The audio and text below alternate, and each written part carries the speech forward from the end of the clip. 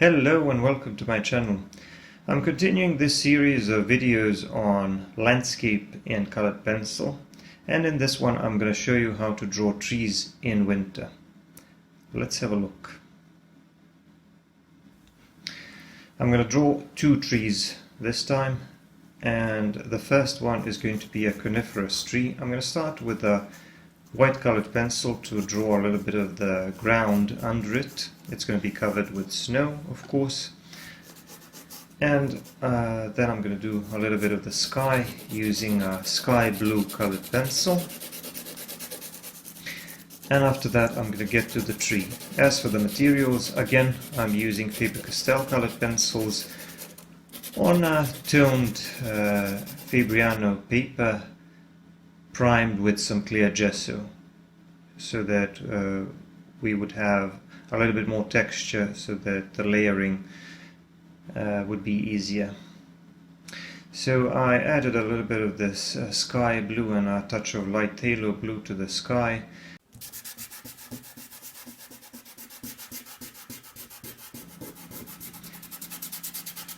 It doesn't have to be perfect. I'm just gonna push this in with my finger, and on this surface I can blend like this because it's different from regular paper.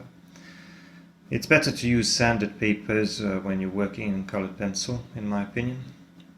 So now I'm going to start working on the tree. I'm actually going to put in some of the lighter details here first, because I don't really know how bright the white details will be when I try putting them back in later. So here I still have a lot of tooth, so I'm going to put those lights first on the light side of the tree, which is going to be on the left. The shadow side is going to be the middle and the right side of the tree.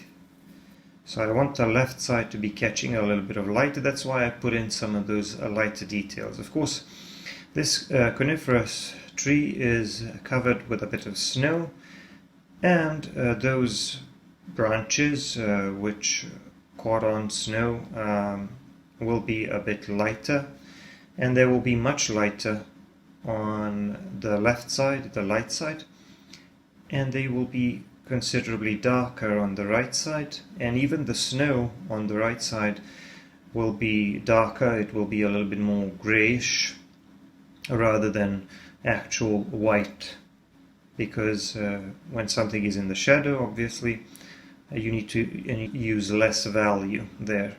So now I'm just drawing the overall shape of the tree and the structure of the tree, this tapering conical shape. And I'm adding a touch of green as well. I did most of the work with a black colored pencil to produce these shapes of branches and clusters of needles on them. And now I'm going to start putting in the lighter details with white pencils. Now the thing is that this surface allows you to layer a little bit better than regular paper. Sanded paper like UArt would be even better. Regular sandpaper, like a 1000 grit sandpaper that I often use, would be also very good. Here I use the surface covered with clear gesso, so this allows me to layer a little bit and work from dark to light, but it's not perfect. Sometimes you will get some muddying, and you will see that the shapes you're getting are not quite as light as you want them. That's okay. You need to work with what the paper gives you and what the pencil gives you, so don't force it. Just keep your pencils sharp and try to add a little bit at the time. And of course, another thing that helped me a little bit was putting in those lightest lights on the left side before I actually drew the shadow areas of the tree. That made sure that those lightest parts of the tree remained completely white. And now I'm going back in and refining the shape of the tree using a black colored pencil again, and putting in a little bit more shadow in between those branches, so that I could create more depth, because the more range of value I have, the more three-dimensional this tree will appear. But I think you can see where I was going with this, using this contrast between the shadow areas and the lighter snowy areas. I made it look like a fir tree that's covered with snow. And that's all there is to it. Just remember that because there is a light source, your shadow side, the snow on your shadow side needs to be darker, and on the light side it needs to be lighter. So now I'm using a sharp white colored pencil again just to add some tiny details here and there to refine the appearance of some of these branches and make it look like more like an actual tree. Just adding a few touches here and there. Like I said, no need to force it. Sometimes you won't be able to achieve a light shape because you run out of tooth, but that's okay. You just add those lighter bits here and there where you can, and that should probably do it. I think this already looks like a decent winter tree, especially for a quick sketch such as this one. And now I'm adding some bluish tones to the snow below it because I want some variation in the terrain. So when there is some variation in value, we can perceive that as variation in the shape of the terrain. I added some lighter details to make this part of the ground stand out against the background. And I'm also going to add a few details to the foreground, like maybe some dry, bare grass sticking out of the snow and things like that. Maybe just a few touches of white here and there, and the tree is pretty much done. So I hope you like the first one. The second one is going to be different because this one is going to be a deciduous tree, which means that it's going to be bare branches, no leaves. This is what deciduous trees usually look like in winter. So there's not going to be much snow on this one. It's just going to be a bunch of bare branches. Here I'm going to draw this light background, almost white background with a little bit of light warm gray, and blend that for now just to have a more or less plain background. And here at the bottom I'm just going to make it a little bit lighter because that part of the ground which is facing up is going to be lighter because it's facing the light source, and the rest of the environment is going to be just a little bit less white. So now I'm going to draw the tree. I'm going to start with the base of the tree and the tree trunk, and I'm going to try to come up with an interesting shape. By the way, I'm doing some work with Kohinoor black colored pencil because at the time I couldn't find a Faber-Castell one, but later in the video you'll see me doing some work with a Faber-Castell black colored pencil because I found them. So sometimes I'll switch to a different brand of pencils. It doesn't really matter. I think the surface is more important. Now let me talk a little bit about drawing these branches.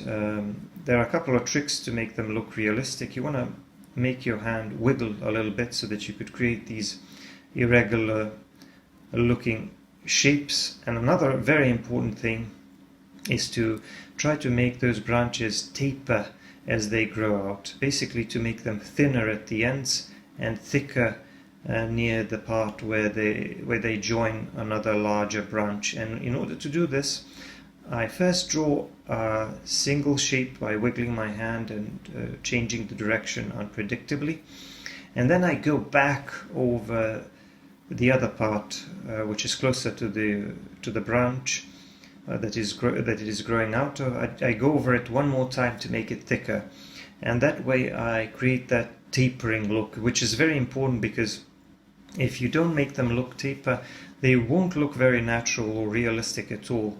They have to taper as they grow out, and they have to branch out as they grow out. So when you draw one of the boughs or branches, you want to have multiple branches growing out of it, or twigs growing out of it. So that's generally how I do it, and how I create a realistic looking tree. And I have to tell you, drawing bare trees is way more difficult and time consuming than drawing trees with full canopies, because it's easier to imitate that texture of foliage than it is to draw a whole system of branches like this. It just requires more effort, and it requires better understanding of the shape of the branches. So here I'm sort of adding these tiny smaller twigs, and you can see that this is very time consuming and difficult because they get so small that you can't really draw so many of them.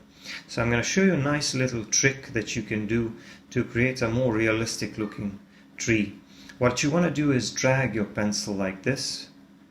So I'm not drawing specific marks, I'm just dragging my pencil at the ends of those branches, and you can see that I'm producing some kind of a texture that kind of looks like very small twigs. And there is really no way I could produce that look if I were just trying to draw every single line. Or maybe I could, but I would have to use a lighter pencil and it would be very time consuming. So this is a quick and easy way to make the volume of those branches bigger, to make it look like there are more of those tiny twigs than you actually put in there. And it speeds up the process and makes the tree look way more realistic, especially around the edge of that bare canopy. So now I'm finishing the branches on the right side, and even though the tree on the left looks better or maybe more pleasing to the eye, I suppose, I think the one on the right definitely requires a bit more skill and understanding of shapes. But there is less shading to be done here, more work on the shape of the canopy, but I am going to do a little bit of shading. I'm going to add some lighter touches here on some of the branches and parts of the tree trunk where I believe there would be a little bit of snow, and I will make the part of the tree trunk to the left a bit lighter and the part of the on the right a bit darker, and I'm going to add a bit of shadow to the right because the light source is coming from the left again. I hope I'm not making this too confusing. So there it is. I'm just going to add a little bit of bluish tones here and there and just try to refine the appearance of the branches a bit, just to add a few more branches here and there to make the whole thing a bit more realistic, I suppose, and maybe a few details in the foreground again, like some grass sticking out of the snow and things like that. Just some final touches here.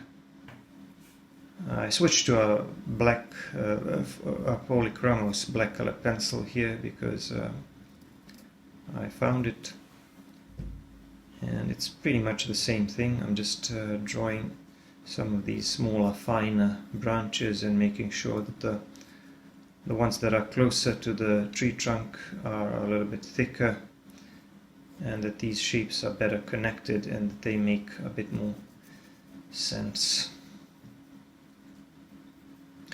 So this was yet another tutorial in the landscape series. I hope you found it useful. This is what they look like. This is these are the finished drawings. If you liked the video and if you found it useful, don't forget to subscribe and give me a like and comment. And if you want to see longer videos, much more content, real-time footage and things like that, then you should really check out my Patreon. That will be all for this one. I'm going to see you in the next one. Bye for now.